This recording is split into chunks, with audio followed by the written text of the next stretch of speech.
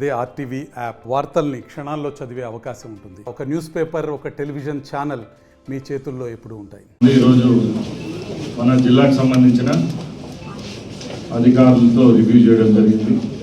ముఖ్యంగా 4 నెలల తర్వాత ప్రణాళికాబద్ధంగా అన్నమయ్య జిల్లాను అభివృద్ధి పదంలో నడిపించేదానికి కలెక్టర్ గారి నేతృత్వంలో గౌరవ ఇన్ఛార్జ్ మంత్రి గారు ఇక్కడికి ఇచ్చేయడంతో ఎన్నో కార్యక్రమాలపై అధికారులతో చర్చించడం జరిగింది.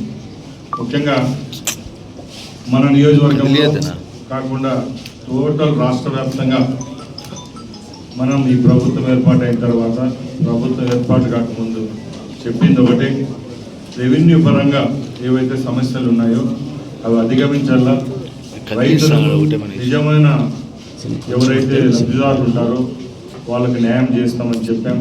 దానిలో భాగంగానే కూటమి ప్రభుత్వం ఏర్పాటైన తర్వాత రెవెన్యూ సదస్సులను కూడా రాష్ట్ర వ్యాప్తంగా ప్రణాళికాబద్ధంగా ఏర్పాటు చేయడం జరిగింది.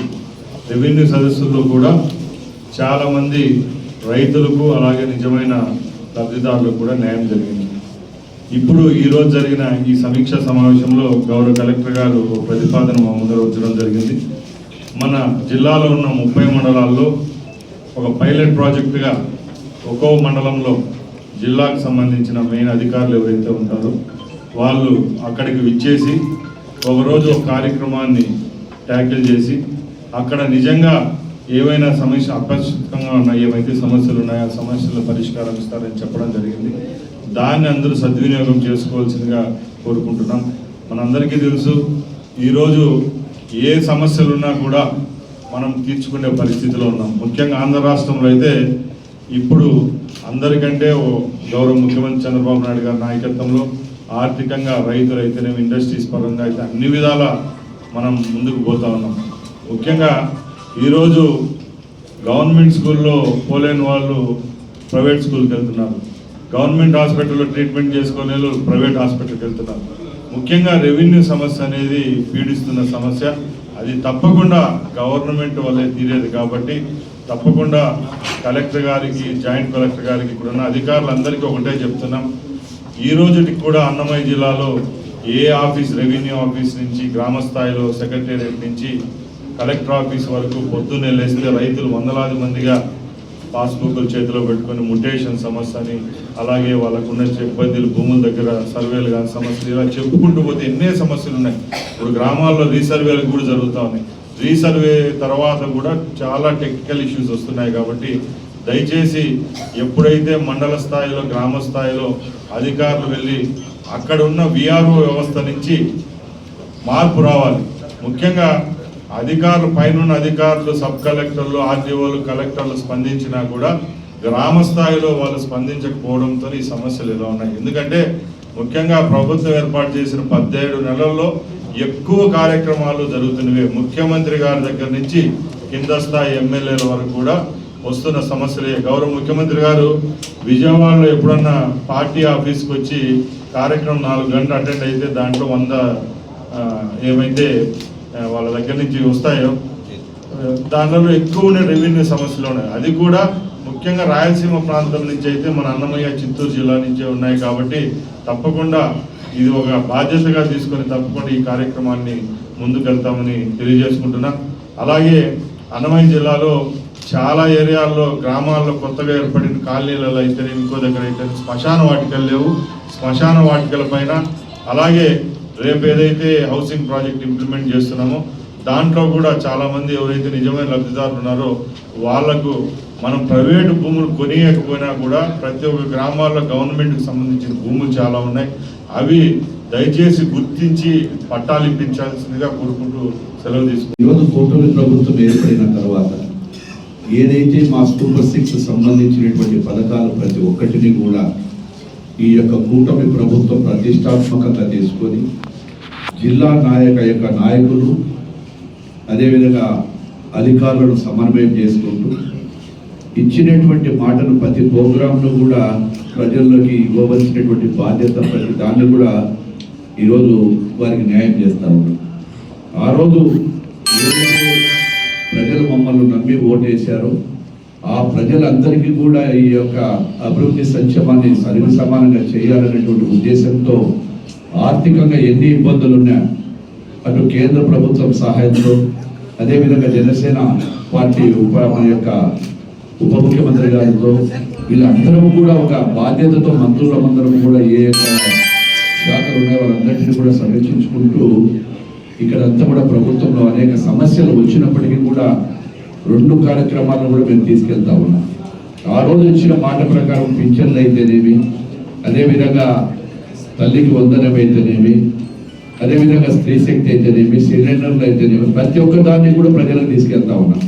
మేమంతా కోరేది ఒకటే, ఇక్కడ ప్రజలందరికీ కూడా ఇచ్చిన మాట ప్రకారం మేమైతే ఉన్నామో ఈ రోజు ప్రతి ఇచ్చిన మాటను కూడా నెరవేరుస్తూ ఉన్నాము ప్రజలకు. అదేవిధంగా ఏదైతే మేము గత ప్రభుత్వంలో ఏదైతే కనీసం సీసీ రోడ్లు కానీ ఎక్కడ కానీ మట్టి కూడా వేయనటువంటి పరిస్థితుల్లో ఇప్పటికీ కూడా ఎన్ఆర్జీఎస్ దగ్గర నుంచి కావచ్చు, ఇంకా వేరే నిధుల ద్వారా కూడా గ్రామాలను కూడా గ్రామ అభివృద్ధి చేస్తూ ఉన్నాం. అప్పుడు గత ప్రభుత్వంలో పంచాయతీ రాజ్ వ్యవస్థ నిర్వీర్యం అయిపోతే ఈ రోజు పంచాయతీ రాజ్ వ్యవస్థకు మళ్ళీ ఒక గుర్తింపు తీసుకొచ్చిన ప్రభుత్వం ఈ ప్రభుత్వం. అదేవిధంగా ఏదైతే ఆర్ఎండ్బి శాఖలో గతంలో తల ఎత్తుకొని తిరిగేటువంటి ఆ శాఖ కూడా ఈ రోజు మళ్ళీ ఎన్ని ఇబ్బందులు ఉన్నా కానీ కూడా ఈ రోజు మళ్ళీ అక్కడ కూడా పార్ట్ హోల్స్ కానీ మిగతా విషయాలు కానీ చాలా వరకు ఇప్పటికీ కూడా 100 కోట్ల రూపాయలకు పైగా పార్ట్ హోల్స్ రాకుండా ఈ యొక్క ప్రభుత్వంలో మళ్ళీ మేము ఇవ్వడం జరిగింది జిల్లాకు. గతంలో ఉన్నటువంటి ఆఫీసుల అధికారులు కలెక్టర్ గారు కావచ్చు, ఎస్పీ గారు కావచ్చు, ఎక్కడైనా సమస్యలు వస్తే లా అండ్ ఆర్డర్ కూడా సమర్థతగా ఎదుర్కొన్నారు. సమస్యలను పరిష్కరించడంలో కూడా జాగ్రత్తలు తీసుకున్నారు. ఎందుకంటే ఈ యొక్క జిల్లాలో ఇందాక రెవెన్యూకు సంబంధించిన విషయాలు కొన్ని మీకు తెలియజేయాలి. గత పాలకులు కేవలం వారి కుటుంబాల కోసం అనేకమైనటువంటి సమస్యలు సృష్టించారు. అధికారులు కూడా వారి ఒత్తిడికి లోనై ఆ ఒత్తిడి వలన ఎంతో మంది రికార్డులు కూడా తారుమారు చేయడంలో గ్రామాలలో కూడా రీసర్వేలు కావచ్చు, ఇంకా కావచ్చు, గత పాలకులు చేసినటువంటి పాపాల వలన రెవెన్యూను కూడా మొత్తం తారుమారయ్యింది. రాష్ట్రంలోనే నంబర్ ఎక్కడంటే అన్నమయ్య జిల్లాలో తారుమారైనాయని చెప్పారు. మీరు కూడా గతంలో చూశారు. 100 ఎకరాలు ఒక రాజకీయ నాయకుడి పేట, వారి కుటుంబ సభ్యుల పేటనో లేకుండా వాళ్ళ ఫాలోయర్స్ పేటనో 100 ఎకరాలు కూడా తారుమారు చేసి చాలా మంది మోసం చేయడం జరిగింది. అదేవిధంగా ప్రభుత్వ స్థలాలను ఆక్రమించుకున్నారు. వీటన్నింటినీ కూడా ఈరోజు సమగ్రంగా నివేదికలు కూడా ఇస్తా ఉన్నారు. మా గౌరవ కలెక్టర్స్ కానీ, ఇంతకుముందు కానీ, ఇప్పుడు వారు కానీ అనేక విషయాలు తీసుకెళ్తా ఉన్నాం. ఈరోజు ఏదైతే వైఎస్ఆర్ పార్టీ నాయకులు చెప్తా ఉన్నారు, ఏదైనా మెడికల్ దాని మీద కానీ ఈరోజు ఏదైనా ఒక కష్టం వచ్చింది ఈరోజు అంటే ప్రభుత్వము మంత్రులందరినీ కూడా మా ముఖ్యమంత్రి గారు రాత్రి పగలు మీరు ఉండండి, మీరు వెళ్ళి మీరు ఫీల్డ్ మీద ఉండాలి, శాసనసభ్యులు ఫీల్డ్ మీదకి పోవాలని. మన తుఫాన్ వచ్చినప్పుడు కూడా రాత్రి 2 గంటల వరకు అక్కడే ఉన్నారు ముఖ్యమంత్రి గారు.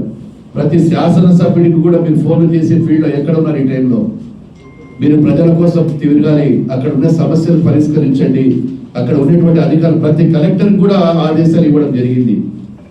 ఎస్పీలు కూడా ఫీల్డ్లో ఉన్నారు, కలెక్టర్లు ఫీల్డ్లో ఉన్నారు. అంటే ఏ సమయంలో ఎప్పుడు వస్తుందో కూడా టెక్నాలజీ ద్వారా తెలుసుకొని ఈరోజు ముందు హెచ్చరికలు చేయడంతో చాలా చోట్ల కూడా ప్రమాదాలు తగ్గాయి, ప్రాణ నష్టం తగ్గిపోయింది మనకి ఈరోజు. ఆ ప్రాణ నష్టం తగ్గడం ఇది మొట్టమొదటిసారి ఇక్కడ. ఎందుకంటే ఒక టెక్నికల్గా తెలుసుకున్న తర్వాత ఎవరికైనా అక్కడ అపాయం జరగబోతున్నప్పుడు అక్కడ కూడా ముందుగా మనం అందరూ కూడా పర్యవేక్షించడము, అధికారులు ఎప్పటికప్పుడు ఆదేశాలు ఇవ్వడం జరిగింది.